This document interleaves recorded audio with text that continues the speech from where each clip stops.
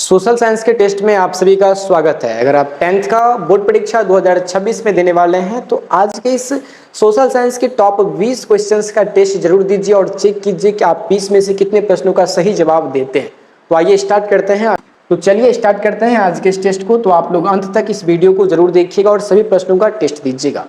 पहला नंबर प्रश्न आपके सामने क्वेश्चन 1 में दिया गया है कि भारत का संविधान कब लागू हुआ था। भारत का जो संविधान है ये कब लागू हुआ था। ये चार ऑप्शंस 26 जनवरी 1950, 15 अगस्त 1947 बताइए। तो भारत का संविधान 26 जनवरी 1950 ईस्वी को लागू हुआ था। ऑप्शन नंबर ए सही आंसर हो जाएगा। ऑप्शन नंबर ए, ये सभी को पता होगा। नेक्स्ट क्वेश्चन नंबर 2, भारत के प्रथम राष्ट्रपति कौन थे। भारत, हम जिस देश में रहते हैं भारत में, इस भारत के प्रथम राष्ट्रपति कौन थे।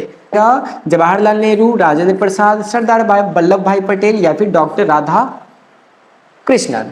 तो भारत के प्रथम राष्ट्रपति की बात करें ना तो डॉक्टर राजेंद्र प्रसाद जो थे यही भारत के प्रथम राष्ट्रपति थे।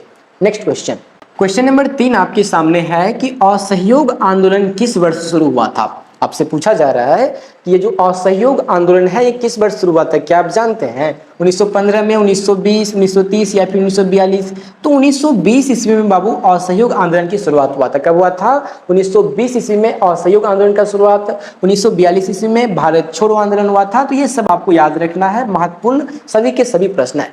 नेक्स्ट क्वेश्चन नंबर 4 कि भारतीय राष्ट्रीय कांग्रेस की स्थापना कब हुई थी। भारतीय राष्ट्रीय कांग्रेस की स्थापना किस वर्ष हुई थी, मतलब कब हुई थी। 1947 में तो हमारा देश आजाद हुआ था। 1885 ईस्वी में भारतीय राष्ट्रीय कांग्रेस की स्थापना कब हुई थी। तो ये 1885 ईस्वी में हुआ था। बहुत महत्वपूर्ण प्रश्न है। नेक्स्ट क्वेश्चन नंबर 5 कि भारत में योजना आयोग का गठन कब हुआ था। भारत में बाबू योजना आयोग के गठन की बात करें ये 15 मार्च 1950 ईस्वी को हुआ था।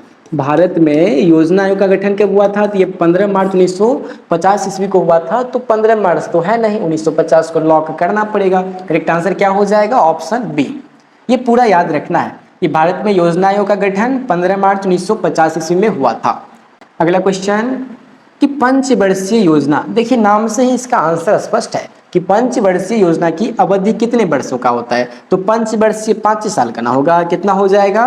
5 वर्ष की अवधि होती है। नेक्स्ट क्वेश्चन 7 देखिए बाबू, भारत में जो मुद्रा नोट जारी करता है तो ये जारी करने का अधिकार किसके पास है। ये मुद्रा का जो नोट होता है 10 रुपया, 20 रुपया, 50 रुपया, तो ये नोट जारी करने का अधिकार किसके पास है। एसबीआई नहीं सर, आरबीआई के पास है, रिजर्व बैंक ऑफ इंडिया। और आरबीआई का स्थापना किस वर्ष हुआ था। तो ये 1935 ईस्वी में हुआ था। ये भी याद रखना है। नेक्स्ट क्वेश्चन नंबर 8 देखिए बाबू, लोकसभा का कार्यकाल कितने वर्षों का होता है। तो पंचवर्षीय योजना का कार्यकाल कितना वर्ष का? 5 वर्ष का। लोकसभा में भी जो होता है कार्यकाल ये भी 5 वर्षों का ही होता है। ऑप्शन बी सही जवाब होगा। नेक्स्ट क्वेश्चन नंबर 9 देखिए, चंपारण आंदोलन जो है, जो चंपारण आंदोलन हुआ था ये किससे जुड़ा है। चंपारण आंदोलन बाबू किससे जुड़ा है? नील की खेती से, कपास की खेती, चाय की खेती या फिर नमक की खेती। तो चंपारण आंदोलन जो है ये नील की खेती से जुड़ा हुआ है। चंपारण आंदोलन किससे जुड़ा हुआ है? तो ये नील की खेती से जुड़ा हुआ है। काफी महत्वपूर्ण प्रश्न है और एक बार पढ़ लेंगे तभी तो याद हो जाएगा। क्वेश्चन नंबर 11 है कि साइमन कमीशन भारत कब आया। साइमन कमीशन जो थे ये भारत कब आया? 1922 में, 1928, 1932 या फिर 1942। 1932 में पूना समझौता हुआ था। 1942 में तो सभी को पता होगा। 1922 में चौरी चौरा कांड हुआ था। सर्दी ऑप्शन बी बच रहे हैं, बस यही आपका आंसर। साइमन कमीशन किस वर्ष भारत आया था? तो ये सर जी 1928 ईस्वी में साइमन कमीशन भारत आया था। ठीक है ना, तो ये चीजें है। तो साइमन कमीशन तो 1928 में आया था। और नेक्स्ट क्वेश्चन नंबर 12 कि अखिल भारतीय मुस्लिम लीग की स्थापना कब हुआ था। अखिल भारतीय जो मुस्लिम लीग होते हैं इस मुस्लिम लीग की स्थापना किस वर्ष हुआ था। 1905 में, 1906, 1916 या फिर 1920 में। 1916 ईस्वी में क्या हुआ था बाबू, आप सभी को पता है। तो ये हो जाएगा इसका करेक्ट जवाब। मुस्लिम लीग की स्थापना 1906 ईस्वी में हुआ था। मुस्लिम लीग की स्थापना 1906 ईस्वी में। नेक्स्ट क्वेश्चन 13 नंबर कि महात्मा गांधी का असली नाम क्या है। लीजिए जी, महात्मा गांधी को बापू कहा जाता था। ठीक है ना, सभी प्यार से बुलाते थे बापू। ठीक है ना, भारत के राष्ट्रपिता के नाम से भी जानते हैं। तो यही हो जाएगा गांधी जी। तो ये जो महात्मा गांधी है इसका पूरा नाम मोहनदास करमचंद गांधी है, जिनका जन्म 2 अक्टूबर 1869 ईस्वी को हुआ था। मृत्यु 30 जनवरी 1948 ईस्वी को हुआ था। ये चीज भी याद रखना है। अगला क्वेश्चन क्वेश्चन नंबर 14 कि भारत का राष्ट्रीय पशु कौन है? लीजिए जी, ये भी कोई आंसर हुआ? भारत का राष्ट्रीय पशु यहाँ पर देखिए और पहचानिए, सब्जी बाघ है। हाँ, तो यही आंसर हो जाएगा। भारत का राष्ट्रीय पशु कौन सा हो जाएगा? बाघ। ऑप्शन बी सही। नेक्स्ट क्वेश्चन कि भारत में पहला परमाणु विद्युत संयंत्र जो है, भारत में पहला परमाणु विद्युत संयंत्र ये कहाँ लगाया गया था? ये कलपक्कम में, तारापुर में, रावतभाटा या फिर नारोरा में? तो बाबू याद रखिएगा कि भारत में पहला परमाणु विद्युत संयंत्र ये आपका तारापुर में लगाया गया था। कहाँ पर लगाया गया था?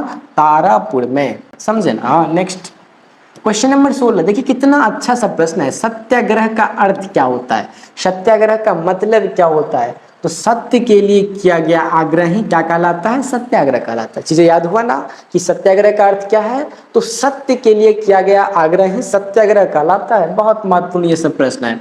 नेक्स्ट क्वेश्चन नंबर 17 कि भारतीय संसद के दो सदन कौन कौन से? भारतीय संसद जो होते हैं बाबू, इसके दो सदन कौन कौन से? विधानसभा, विधान परिषद, पंचायत निगम या फिर न्यायपालिका और कार्यपालिका? नहीं नहीं सर जी, लोकसभा और राज्यसभा जो है यही भारतीय संसद के दो सदन है। भारतीय संसद के दो सदन कौन कौन से? लोकसभा और राज्यसभा। आज ही अभी तुरंत याद करिए। नेक्स्ट, ताकि परीक्षा में ये सब प्रश्न छूटे नहीं। 18 नंबर क्वेश्चन है कि मौद्रिक नीति किसे कहते हैं? मौद्रिक नीति किससे संबंधित है? तो मौद्रिक नीति सिंपल सी बात, मुद्रा आपूर्ति से संबंधित है। मौद्रिक नीति किससे संबंधित है? मुद्रा आपूर्ति से। नेक्स्ट क्वेश्चन नंबर 19 देखिए बाबू, संविधान निर्माता सभा के अध्यक्ष कौन थे? संविधान निर्माता सभा, समझ है ना बात को? क्या कि संविधान निर्माता सभा के अध्यक्ष कौन थे?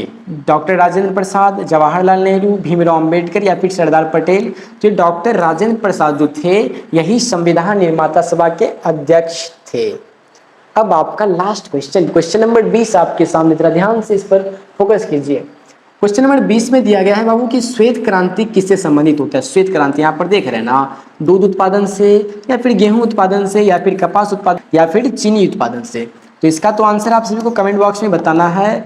और अब आप लोगों को ये लिखना है कि आपने इस 20 क्वेश्चंस में से कितने प्रश्नों का सही जवाब बताए हैं। प्लीज सभी विद्यार्थी कमेंट बॉक्स में जरूर लिखिएगा, इससे हम जान पाएंगे कि आपका तैयारी किस प्रकार है, फिर उसके अकॉर्डिंग आपका तैयारी बेहतर कराने का हम सोचेंगे। तो प्लीज कमेंट बॉक्स में अपना मार्क्स जरूर लिखिए, अपना स्कोर जरूर लिखें कि आप 20 में से कितने प्रश्नों का सही जवाब बताए हैं। तो कमेंट बॉक्स में लिखना ना भूलें।